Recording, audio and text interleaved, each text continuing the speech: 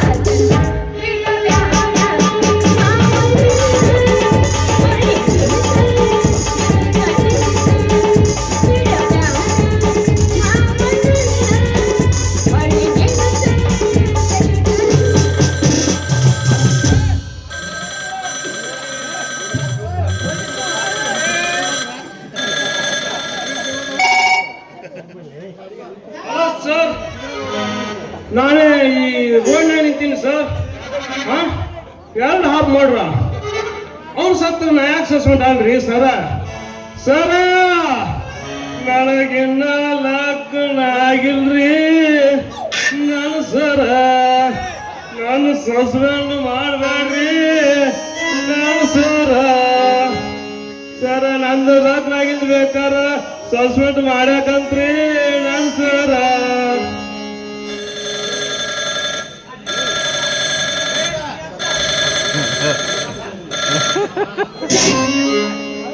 hello,